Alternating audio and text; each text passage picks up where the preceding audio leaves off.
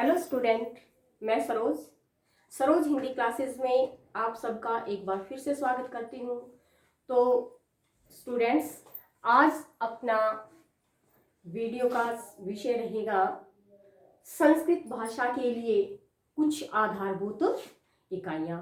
तो विद्यार्थियों, आप सोचोगे कि चैनल तो सरोज हिंदी क्लासेस है, लेकिन इसमें संस्कृत की क्लासेस भी, क्योंकि हिंदी और संस्कृत दोनों भाषाएं एक दूसरे की संपूरक हैं और खासकर व्याकरण तो दोनों भाषाओं का एक जैसा ही है।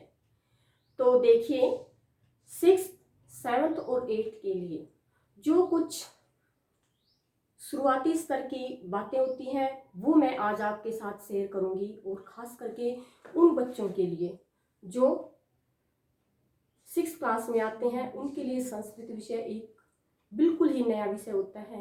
तो आप देखिए, हम उन विद्यार्थियों के लिए बिल्कुल प्रथम स्तर से शुरू कर रहे हैं कि जब वो विद्यार्थी पहली बार संस्कृत की पुस्तक पढ़ते हैं तो उनके सामने कुछ एक परेशानियां आती हैं। तो उनमें खास करके आते हैं, सबसे पहले बच्चा पढ़ता है उसमें कि पुरुष, वचन, लिंग। अब विद्यार्थियों देखिए, ये तीनों पुरुष, वचन और लिंग बार बार उसके सामने आते हैं। पुरुष, अब विद्यार्थी सोचते हैं पुरुष पुरुष तो हमने एक ही जाना है। हम कहते हैं कि जो पुरुष जाति का बोध कराए उन्हें हम क्या कहेंगे, जैसे भाई हम लिंग करते हैं, ये स्त्रीलिंग है, ये पुल्लिंग है, जो पुरुष जाति का बोध करा रहा है पुल्लिंग, ऐसे सीखा हमने। लेकिन यहाँ संस्कृत में हमारे पास पुरुष 3 हैं। प्रथम पुरुष, ये पुरुष है, प्रथम पुरुष,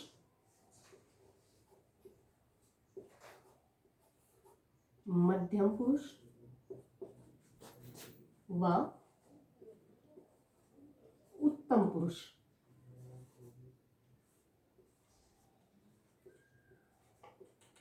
अब ये बार बार जब भी बच्चा, क्योंकि जब संस्कृत भाषा सीखता है तो उसमें लकार आते हैं। जैसे हम क्रियाएं, आपने इंग्लिश में जो वर्ब्स पढ़ी, इसमें हमारे पास आती हैं कि वही धातु रूप, जिनसे हम क्रियाएं, क्योंकि वाक्य बनाने के लिए वो बहुत जरूरी है, उनमें बार बार प्रथम पुरुष, मध्यम पुरुष, उत्तम पुरुष। तो देखिए, प्रथम हम सबसे पहले यही जानेंगे कि प्रथम पुरुष,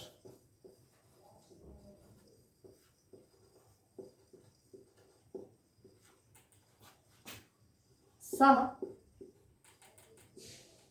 तौ, ते।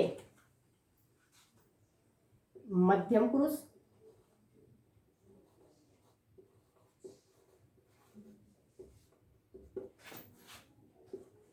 त्वम,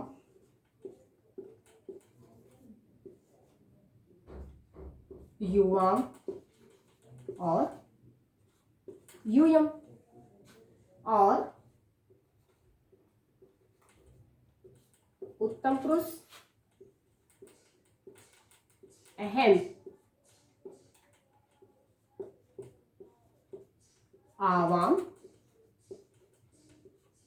वयम। विद्यार्थियों, आप चाहे तो इन्हें नोट कर सकते हैं।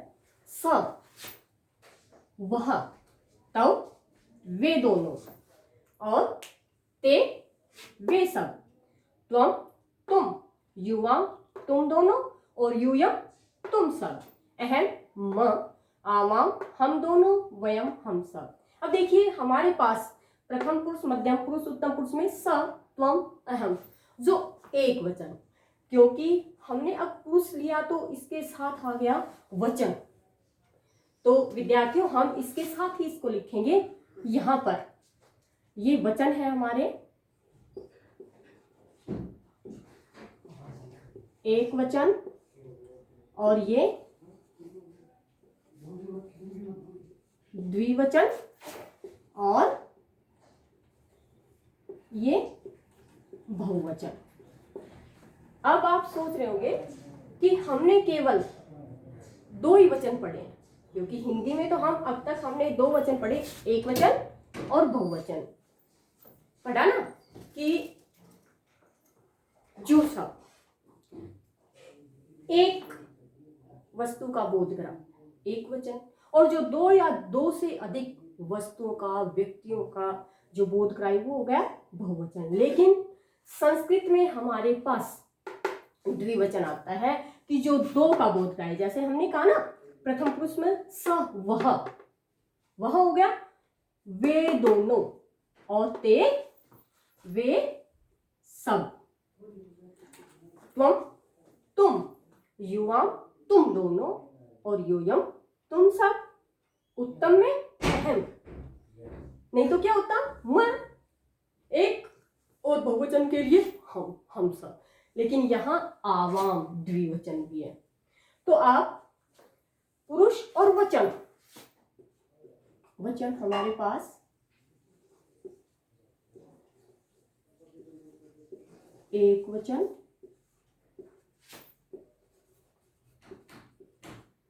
द्विवचन, बहुवचन हो गया।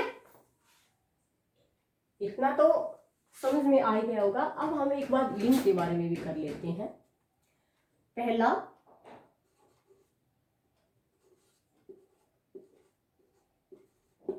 पुल्लिंग, दूसरा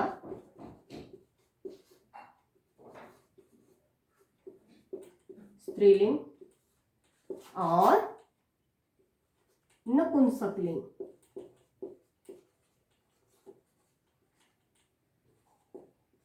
अब विद्यार्थियों वही बात कि हिंदी में अब तक हमने केवल पुल्लिंग और स्त्रीलिंग पढ़े थे।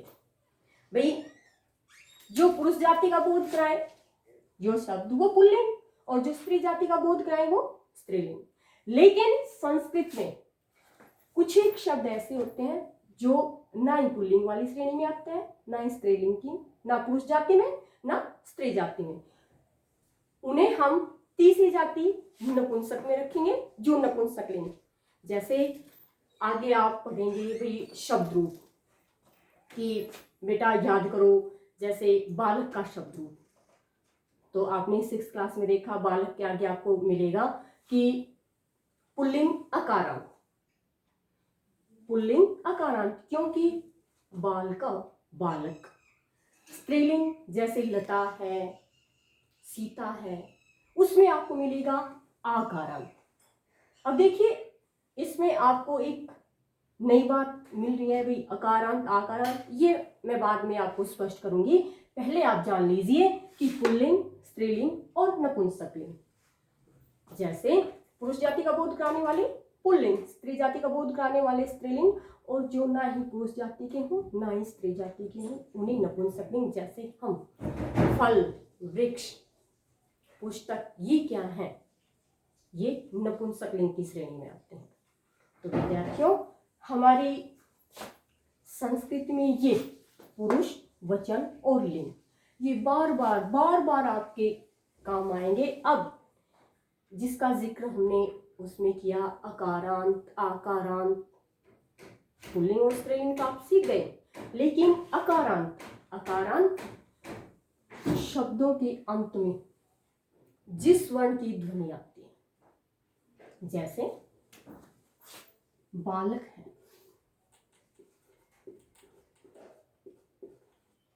ये क्या है, अकारांत। बालक या आकर बालक, इतना ही फर्क है हिंदी और संस्कृत में। बालक अ में अ स्वर मिला हुआ है तो ये हो गया अकारांत, अब हमने यहाँ पे लिखा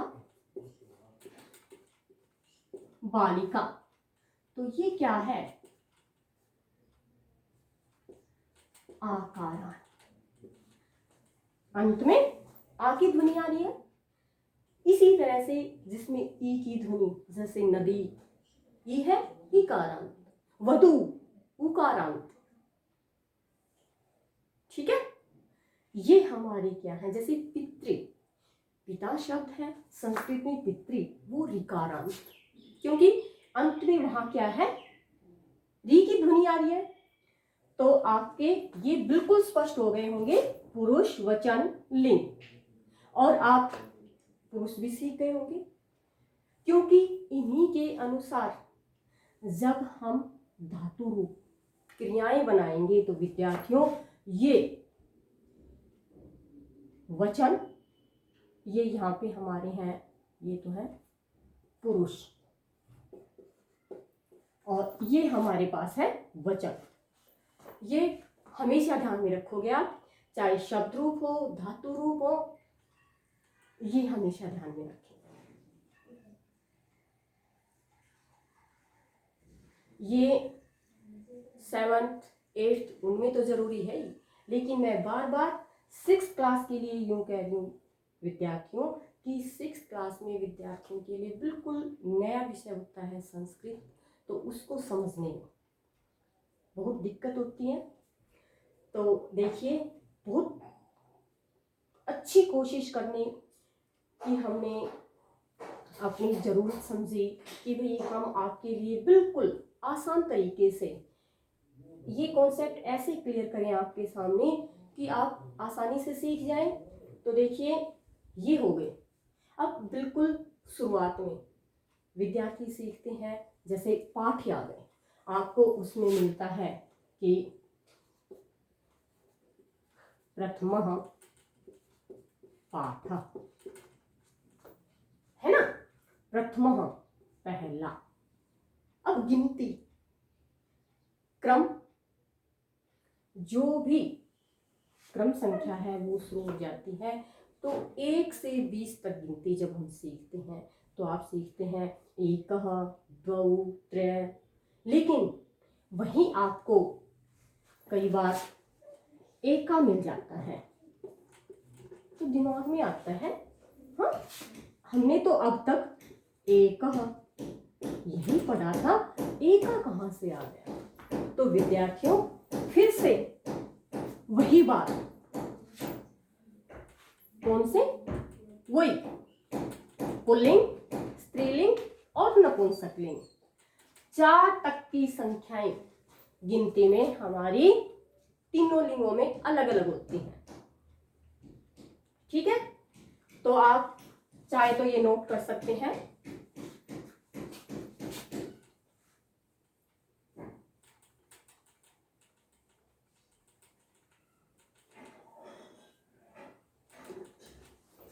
देखिए, अगर एक संख्या हम पुल्लिंग के लिए करते हैं तो हम उसमें लिखेंगे एकः, एक के लिए है, और स्त्रीलिंग के लिए एक करेंगे तो एका, और नपुंसक के लिए, नपुंसकलिंग के लिए एकम, एकः, एका, एकम, और 2 के लिए द्वौ, द्वे, द्वे। देखो संख्या 2 ही है, पुल्लिंग के लिए द्वौ लगाएंगे, स्त्रीलिंग के लिए द्वे, और नपुंसकलिंग के लिए द्वे। यहां मैं लिख देती हूँ आपके लिए, ये है हमारा पुल्लिंग, ये है स्त्रीलिंग के लिए, और ये है नपुंसकलिंग के लिए। और त्रियः 3,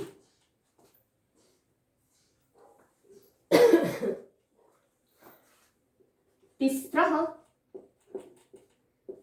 और त्रीणि, चत्वारः,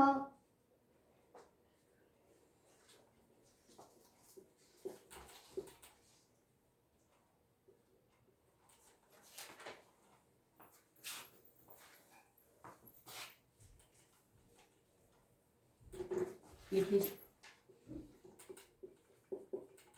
चत्वारः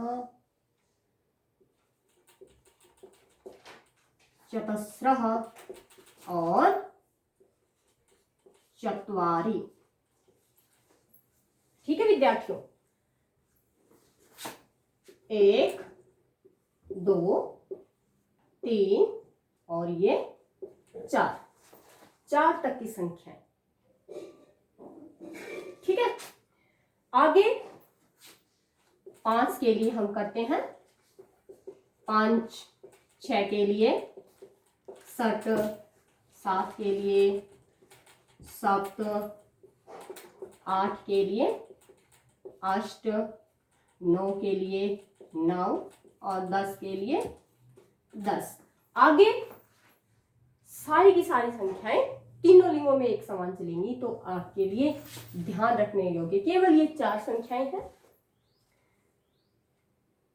तो विद्यार्थियों, आज के लिए हम इतना ही करेंगे। आप ये वीडियो शुरू से अंत तक जरूर देखें और इसे लाइक शेयर सब्सक्राइब, और अगर कहीं कोई आपको दिक्कत लगे तो कमेंट जरूर करें। धन्यवाद।